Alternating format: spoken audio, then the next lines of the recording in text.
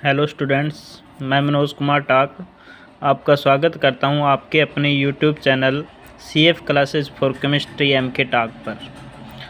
आज जो हम टॉपिक डिस्कस करने जा रहे हैं वो है घनीय एकक कोष्ठक में अवयवी कणों या गोलों की संख्या कितनी होगी।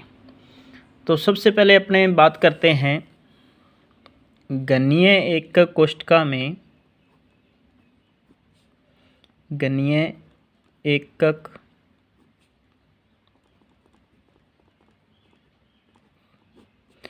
कोष्ठक में अवयवी कणों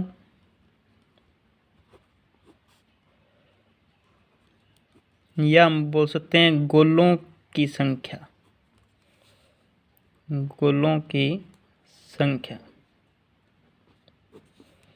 की गणना। अवयवी कण घनीय एकक कोष्ठक में कितने होते हैं और किस प्रकार इनका निकालते हैं। तो सबसे पहले इसमें एक नोट लगा के चीज़ लिखने वाली है। आपको ये याद रखना है कि जो कॉर्नर हैं, कॉर्नर होते हैं कोनों का जो योगदान है वो 1/8 भाग होगा। कितना याद रखना है? 1/8। क्यों? क्योंकि मात्रक कोष्ठक जो होती है उसके कोनों पे जो परमाणु स्थित होते हैं, अवयवी कण होते हैं, अणु, परमाणु या आयन, उसका केवल 1/8 भाग ही एक विशिष्ट एकक कोष्ठक से संबंधित रहता है, क्योंकि ये 8 अन्य मात्रक कोष्ठकों के द्वारा विभाजित होता है। तो हम कॉर्नर का जो योगदान है वो कितना लेके चलेंगे? 1/8 भाग। दूसरी कंडीशन है फलकों का योगदान, फलकों का योगदान। एक घनीय एक मात्रक कोष्ठक जो होती है उसमें कितने फलक होते हैं? टोटल 6 फलक होते हैं। ठीक है, तो मात्रक कोष्ठक के फलक के मध्य परमाणु, उसका आधा भाग ही योगदान होगा, 1/2 भाग योगदान देगा। क्यों देगा? क्योंकि जब इस तरीके से दो फलक जुड़ते हैं इस तरीके से, ठीक है, एक ये फलक जुड़ा इस तरीके से, दूसरा ये फलक जुड़ा हुआ है। जैसे ये घनीय एकक कोष्ठक है तो ये एक फलक है ऊपर वाला, जैसे हम मान के चलें 2 फलक हैं, तो ये किनारा और ये किनारा मिलके क्या बनाते हैं? एक फलक बनाते हैं। तो उसका हम कितना भाग लेंगे? आधा भाग लेंगे। और तीसरा है अंतः केंद्र का। केंद्र पर एक ही परमाणु होता है, इसलिए इसका योगदान हमेशा क्या लेके चलेंगे? इकाई लेके चलेंगे। ठीक है, क्योंकि इसमें पूरा भाग एक विशिष्ट मात्रक कोष्ठक से संबंधित रहता है। चौथा है एजेस का अर्थ होता है किनारा। और एक मात्रक कोष्ठक जो होती है उसके अंदर 12 किनारे होते हैं। कमरे में आप गिन के देखो, 2 के मिलने से ये 1 2 3 4, फिर 4 इधर, 8 हो गए, 9 10 11 और 12। टोटल कितने किनारे होते हैं? 12। और किनारे क्या हैं?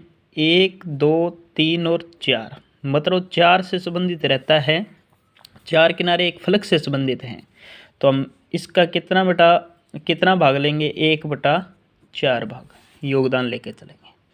तो ये कुछ चीज़ें याद रखनी है अपने को। अब अपने बात करें सिंपल क्यूब की। सिंपल क्यूब, तो ये सिंपल क्यूब है।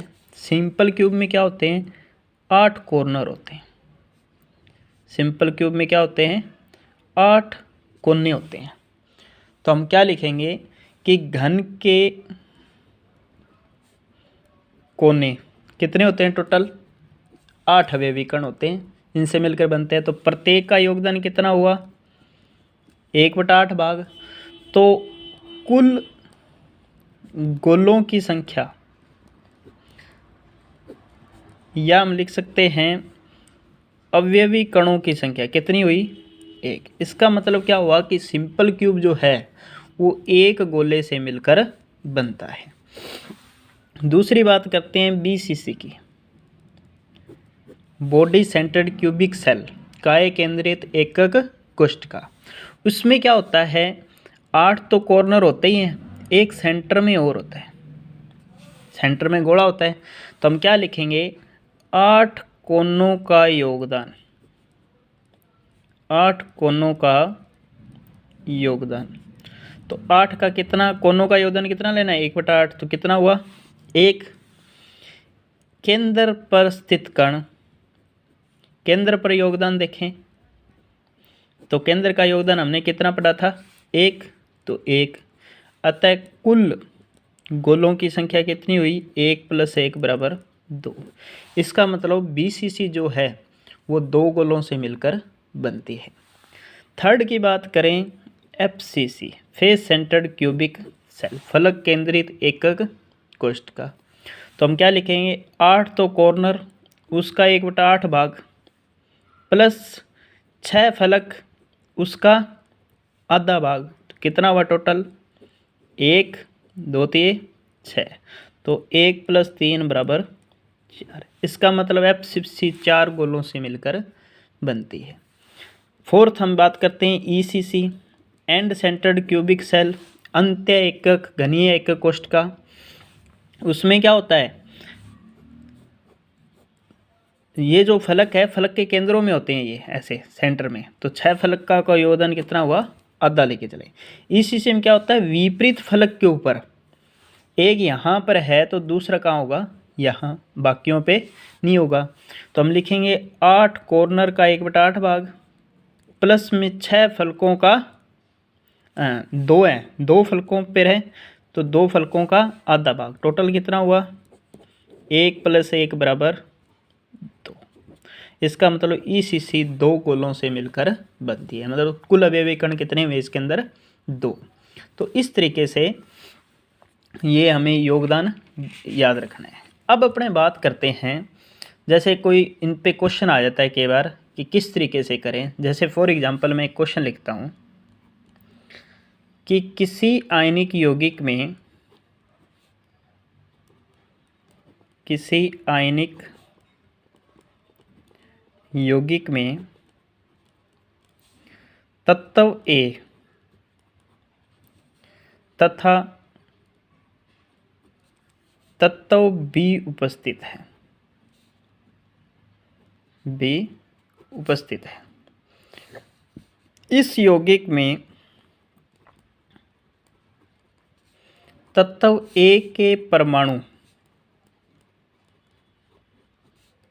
कोनों पर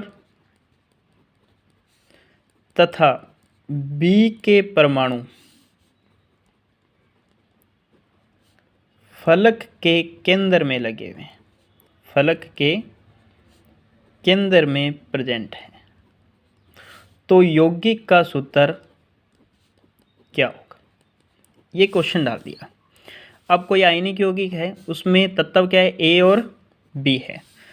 तो हम क्या लिखेंगे कि A तत्व कोनों पर उपस्थित है, A तत्व क्या है, कोनों पर उपस्थित है। और कॉर्नर कितने होते हैं टोटल, 8। तो 8 × 1/8 कितने आए, 1 योगदान हो गया। अब B क्या है, B तत्व फलक के केंद्र पर स्थित है। फलक कितने होते हैं टोटल, 6। योगदान कितना लेके चलते हैं, आधा, कितना हुआ, 3। तो हम क्या लिखेंगे, A/B = 1/3। तो यौगिक का सूत्र क्या होगा, A1 B3, या हम क्या लिख सकते हैं, 1 लिखने की जरूरत नहीं होती, AB3। तो ये यौगिक का सूत्र होगा। अब क्या है, कई बार थोड़ा सा, ये तो है सिंपल मोड, सिंपल क्वेश्चन है ये, नॉर्मली जो हमने योगदान के आधार पे ज्ञात करना होता है। अगर मान लो थोड़ा सा हार्ड कर दे इसको, जैसे यही क्वेश्चन है सेम। अब उसने कहा कि किसी आयनिक यौगिक में तत्व A तथा B उपस्थित है, A कॉर्नर पर है और B फलक के केंद्र में है। इसमें लिख दे, चलो यौगिक का सूत्र तो इसमें भी निकालेंगे हम। इसमें लिख दे कि यदि